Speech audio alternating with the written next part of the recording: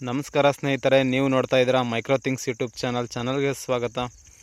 ಭಾಳ ದಿನಗಳ ನಂತರ ನಾನು ಮತ್ತೆ ರೇಷ್ಮೆ ಬೆಳೆಯ ಬಗ್ಗೆನ ಒಂದು ವಿಡಿಯೋದ ಜೊತೆಗೆ ನಾ ಭೇಟಿ ಮಾಡ್ತಾಯಿದ್ದೀನಿ. ಇವತ್ತು ನಾನು ಏನಕ್ಕಪ್ಪ ವಿಡಿಯೋ ಮಾಡ್ತಾಯಿದ್ದೀನಿ ಅಂದರೆ, ನಾನು ಈ ಸಸಿಗಳ ಆಯ್ಕೆ ಬಗ್ಗೆ ಒಂದಷ್ಟು ತಪ್ಪನ್ನು ಮಾಡಿದ್ದೆ. ಅಂದರೆ ಈ ಸಸಿಗಳನ್ನು ತರಿಸ್ಕೊಂಡ್ಮೇಲೆ ನಾನು ಬೇಸಿಗೆಯಲ್ಲಿ ಹಾಕಿದರೂ ಕೂಡ ಆ ಟೈಮಲ್ಲಿ ನಮಗೆ ಒಳ್ಳೆ ಕ್ವಾಲಿಟಿ ಸಸಿಗಳು ಸಿಗಲಿಲ್ಲ. ಅಂದರೆ 50% ಚೆನ್ನಾಗಿದ್ದಾವೆ, ಇನ್ನು 50% ಚಿಕ್ಕ ಚಿಕ್ಕ ಸಸಿಗಳನ್ನ ಕೊಟ್ಟಿದ್ದರಿಂದ ನಮಗೆ ಈ ಥರ ಡಿಫ್ರೆನ್ಸ್ ಗೊತ್ತಾಗ್ತಾಯಿದೆ. ನೀವು ಈ ವಿಡಿಯೋದಲ್ಲಿ ನೋಡ್ತಾ ಇರ್ಬೋದು, ಇಲ್ಲಿ 2 ಸಸಿಗಳಿದ್ದಾವೆ. ಒಂದೇ ಥರ ಭೂಮಿ ಆದ್ರೂ ತುಂಬಾ ವ್ಯತ್ಯಾಸ ಇದೆ.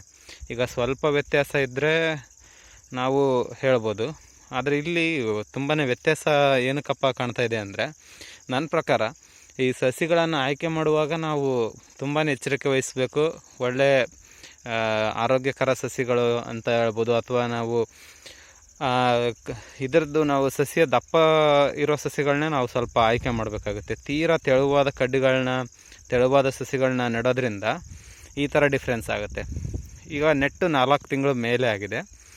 ಈ ಸಸಿಗಳನ್ನು ಹಾಕಿ 4 ತಿಂಗಳು ಆದ್ರ ಮೇಲೆ ಸೊಪ್ಪು ಈ ಥರ ಬಂದಿರ್ತದೆ. ಆದರೆ ಇಲ್ಲಿ ಏನು ಡಿಫ್ರೆನ್ಸ್ ಆಗಿದೆ ಅಂದರೆ, ಈ ಸಸಿಯಲ್ಲಿ ತುಂಬ ರೋಗನೇ ಇದೆ, ಹಾಗೆಯೇ ಇದರ ಬೆಳವಣಿಗೆ ಕೂಡ ಕಡಿಮೆ. ಒಂದೇ ನೆಲ ನೀವು ನೋಡ್ತಿರ್ಬೋದು, ಈ ಥರ ತುಂಬ ಆಗಿದೆ ಈ ತೋಟದಲ್ಲಿ. ನಾವು ಯೂನಿಫಾರ್ಮಿಟಿ ಮೇಂಟೈನ್ ಮಾಡಬೇಕು ಒಂದು, ಹಾಗೆಯೇ ಈ ಸಸಿಗಳನ್ನ ಆಯ್ಕೆ ಮಾಡುವಾಗ ಒಂದು ಜವಾಬ್ದಾರಿಯಿಂದ, ಯಾಕಂದರೆ ಅಲ್ಲಿಂದ ಕಳಿಸೋರ್ದು ಕೂಡ ಒಂದು ಸಸಿಗಳನ್ನ ನಮ್ಗೆ ಯಾರು ಸಪ್ಲೈ ಮಾಡ್ತಾರೆ ಅವ್ರದ್ದು ಕೂಡ ಒಂದು ಕ್ರೆಡಿಬಿಲಿಟಿ ಅಂತ ಇರುತ್ತೆ. ಅವರು ಕೂಡ ಒಂದು ಸ್ವಲ್ಪ ಎಚ್ಚರಿಕೆನ ವಹಿಸ್ಬೇಕು. ಈ ಥರ ರೈತರಿಗೆ ತೀರಾ ಚಿಕ್ಕ ಸಸಿಗಳನ್ನ ಕೊಟ್ಟು ಇದು ಮಾಡೋದ್ರಿಂದ ಏನಾಗುತ್ತೆ, ಅವು ಬೆಳವಣಿಗೆ ಬೇಗ ಬರೋದಿಲ್ಲ. ನೀವು ನೋಡ್ತಿರ್ಬೋದು, ಅನ್ಇಕ್ವಲ್ ಆಗಿದೆ ನಮ್ಮ ಈ ರೇಷ್ಮೆ ತೋಟದಲ್ಲಿ. ಇದು ನನಗೆ ಇದಕ್ಕೆ ಕಾರಣ ಏನಪ್ಪ ಅಂತ ನಾನು ಫೈಂಡ್ ಔಟ್ ನನಗೆ ತಿಳಿದಿದ್ದೇನೆಂದರೆ, ಒಂದೊಂದು ಸಸಿ ತುಂಬಾ ಚೆನ್ನಾಗಿ ದಷ್ಟಪುಷ್ಟವಾಗಿ ಬೆಳೆದಿದೆ, ಇನ್ನು ಕೆಲವೊಂದು ಇನ್ನು ಬೆಳವಣಿಗೆ ಹಂತದಲ್ಲೇ ಇದೆ. ಓಕೆ, ಮಣ್ಣಿನ ಗುಣ ಇರ್ಬೋದು, ಅದನ್ನು ಕನ್ಸಿಡರ್ ಮಾಡಿ. ಬಟ್ ಚೆನ್ನಾಗಿ ಇರೋ ನೆಲದಲ್ಲೂ ಕೂಡ, ಈ ನೆಲ ಇಲ್ಲಿ ನಾನು ತೋರಿಸ್ತಾ ಇರೋದು ತುಂಬಾ ಚೆನ್ನಾಗಿದೆ. ಆದ್ರೂ ಈ ಸಸಿಗಳ ನಡುವೆ ತುಂಬ ವ್ಯತ್ಯಾಸ ಇದೆ.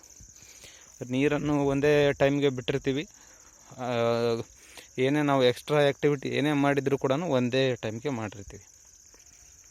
ಆದರೆ ಇಲ್ಲಿ ಏನಕ್ಕಪ್ಪ ವ್ಯತ್ಯಾಸ ಆಯಿತು ಅಂದರೆ, ಈ ಸಸಿ ತುಂಬ ತೆಳುವಾದ ಸಸಿನ ತಂದು ನೆಟ್ಟಿರೋದ್ರಿಂದ ಭಾಳ ವ್ಯತ್ಯಾಸ ಆಯಿತು. ಈ ರೇಷ್ಮೆ ಸಸಿಯಲ್ಲಿ ನಾವು ಒಂದು ಸ್ವಲ್ಪ ಚೆನ್ನಾಗಿರೋದು ದಪ್ಪ ಇರೋ ಕಡ್ಡಿಯನ್ನೇ ಆಯ್ಕೆ ಮಾಡಿಕೊಂಡು ನೆಡೋದ್ರಿಂದ, ಅಂದರೆ ತೀರಾ ದಪ್ಪ ಅಲ್ಲ, ಒಂದು ಕಿರುಬೆರಳಿನ ಗಾತ್ರದಷ್ಟು ದಪ್ಪ ಇರೋದನ್ನ ನೆಡೋದ್ರಿಂದ ಅನುಕೂಲ ಆಗುತ್ತೆ. ಅದರಿಂದ ನಾವು ಬೇಗ ಸೊಪ್ಪನ್ನು ಪಡಿಬೋದು ಒಂದು ವಿಚಾರ. ಹಾಗೆಯೇ ನಮಗೆ ಅದ್ರ ಬಗ್ಗೆ ಮತ್ತೆ ಎಫರ್ಟ್ ಹಾಕೋದು ತಪ್ಪುತ್ತೆ. ಈ ತೀರಾ ಚಿಕ್ಕ ಕಡ್ಡಿಗಳನ್ನು, ಈ ಥರ ಕಡ್ಡಿಗಳನ್ನ ನೆಡೋದ್ರಿಂದ ನಮಗೆ ಇದರಲ್ಲಿ ಬೆಳವಣಿಗೆ ಬರೋದಿಲ್ಲ ಬೇಗ. ಇದಕ್ಕಿಂತ ಸ್ವಲ್ಪ ದಪ್ಪ ಇರಬೇಕು.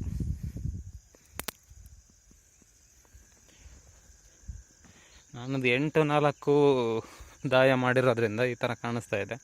ಕೆಲವೊಂದು ಕಡೆ ಚೆನ್ನಾಗಿ ಬಂದಿದೆ, ಮೇಲ್ಗಡೆ ಆ ಕಡೆ ಭೂಮಿ ಸ್ವಲ್ಪ ಅಷ್ಟೊಂದು ಫಲವತ್ತಾಗಿಲ್ಲ, ಹಾಗಾಗಿ ಇನ್ನು ಬೆಳವಣಿಗೆ ಹಂತದಲ್ಲಿ ಇದೆ. ಬಟ್ ನಾನು ಹಾಕಿರೋ 1.5 ಎಕರೆಯಲ್ಲಿ ನಿಯರ್ಲಿ 1/4 ಎಕರೆ ಚೆನ್ನಾಗಿ ಬಂದಿದೆ. ಇದು ಆಲ್ರೆಡಿ ಇವಾಗ ಹೇಳ್ತಾ ಇದ್ದಾರೆ, ಇದು ಸೊಪ್ಪು ಬಲಿತಾ ಇದೆ, ಇದು ಹಾಕ್ಲಿಕ್ಕೆ ಬರಲ್ಲ ಅಂತ. ನೋಡಬೇಕು, ಇದನ್ನು ಸೊಪ್ಪನ್ನು ನಾವು ಮತ್ತೆ ಮಲ್ಚ್ ಮಾಡಿ ನಮ್ಮ ಗಿಡನ ಇನ್ನೊಂದು ಸಲ ಚೆನ್ನಾಗಿ ಬೆಳೆಸ್ಕೊಂಡು ನಂತರದಲ್ಲಿ ರೇಷ್ಮೆ ಹುಳುಗಳಿಗೆ ಕೊಡಬೇಕು. ಇದಿಷ್ಟು ಮಾಹಿತಿ ಸ್ನೇಹಿತರೆ. ಧನ್ಯವಾದಗಳು. ತಮಗೆಲ್ಲ ನಿಮ್ಮ ಅಭಿಪ್ರಾಯವನ್ನು ಕಮೆಂಟ್ನಲ್ಲಿ ತಿಳಿಸಿ.